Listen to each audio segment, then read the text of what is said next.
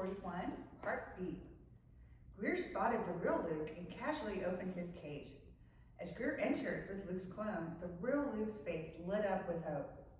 Grier quickly held his index finger to his lips and motioned Luke to keep his voice down. "Oh man, am I glad to see you, dude," Luke whispered. He stood up to give Grier his usual 2 pats on the back man hug. "You and me both, man," Grier whispered back.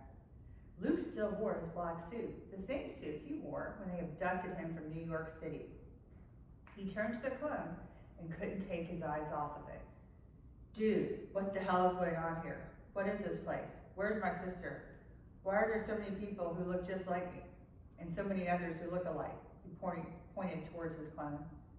Grier wasn't prepared to answer all of Luke's questions, but Luke certainly possessed the right to know everything, especially now since Luke stood face to face with his own clone, the clone who physically resembled him the most. But now wasn't the time to stop and explain everything. Grier hadn't even found the time to explain everything to Lilly yet. "There's no time to explain everything right now. Let's just say there's some very bad guys who've done some pretty horrific things for a very long time. You are just going to have to trust me on this one. You need to do exactly as I say. We have to get you, Lilly, and Charlotte off this island," Grier said. "Mom's here?" "Yeah, man, they came down to rescue you." But now they had become separated. Lilly got captured the second she got on the island, and I have no idea what happened to your mother. "So Lilly came here on her own then? She wasn't abducted after me? After her big interview?" "No, they didn't get her. Apparently they tried to capture her just moments before her interview started, but once Lilly broadcasted on live television, she became untouchable. Ever since then, she's thought of nothing except finding you," Grier said. "I thought they took Lilly too. I've been more afraid for her than for myself. I kept picturing her locked up here in a cage just like me. After those big dumb thugs took me and shoved me into a van, I heard them talking on the phone about getting a hot blonde girl too. Then they got another phone call telling them to leave and get the girl after they delivered me.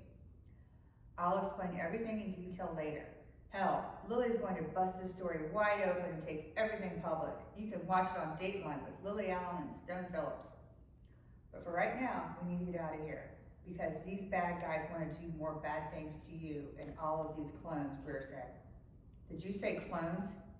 "Yes, I did, Luke. I want you to meet Luke number 195.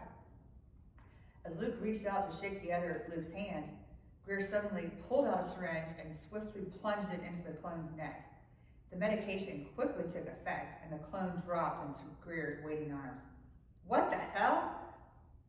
"Here, help me get him to the cot and get him undressed. You need to switch the clothes with him so no one knows you're gone," Grier said. He started to remove the clone's clothing. "Is he dead?" Luke's eyes widened with shock. "No, he's fine. He's just going to sleep like a little baby for a few hours."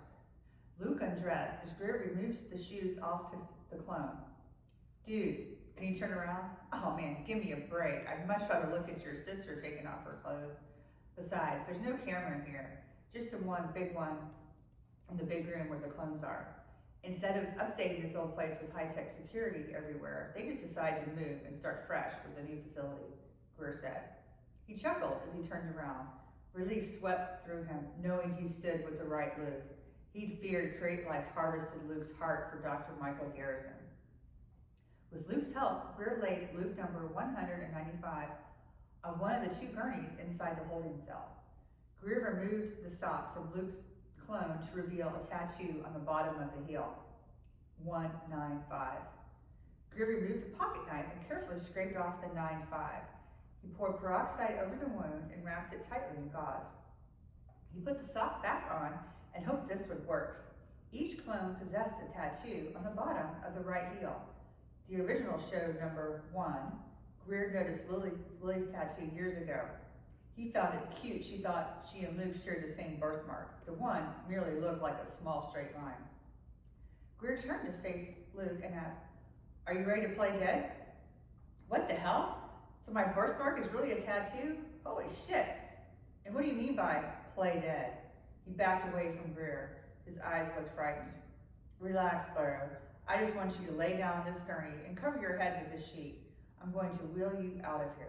Oh, okay, I can play dead. He slid onto the gurney and covered his head. Now all you need to do is lie perfectly still. If anyone stops us, they may want to check to make sure you're really dead, Grier said. Grier wheeled the gurney back down the long corridor of clones. He kept his head down in order to avoid the camera. He made it to the door and debated whether or not he should just let everyone loose. He truly wished for more time, but he needed to get to Lilly. Besides, he'd rescued the clones on the ship later on. If he let them all go now, many of them could die on this island during the explosion set to occur in an hour or two. Grier reluctantly locked the door behind him. He only needed to stow Luke in a safe place for a little while, put in an appearance with Tom Tom, and get back into his good graces and go save his precious Lilybeth. As Grier wheeled the gurney towards the lab, he saw someone coming down the hall. Hey man, what are you doing down here? I thought they kept you holed up in the city. Grier tried to sound nonchalant. Tom Tom needed all hands on deck, literally. Hey, who's a stiff? Polly nodded his head towards the occupied gurney. We lost one. Grier sounded mournful and dropped his head. Son of a bitch! Tom Tom is going to be pissed as hell. If we'd known another one circled the drain, he could have at least harvested the organs before they kicked the bucket. Polly punched his own fist. I know. Grier prayed not to arouse suspicion. May as well take him to the freezer in the lab. We'll load him on the ship later. Polly turned to walk away. I'm headed there now. Grier wheeled the gurney down the hall. Oh, one more thing. Polly turned back towards Grier. What is it? Grier tried not to crap in his pants. I hear Mike's gonna be fine. I'm so glad to hear it. Polly's empathy showed on his pudgy face. You and me both. Thanks, Polly, Grier said. Oh, and Grier, please be careful. He winked at Grier and nodded his head towards the gurney. Come back for chapter 42 next.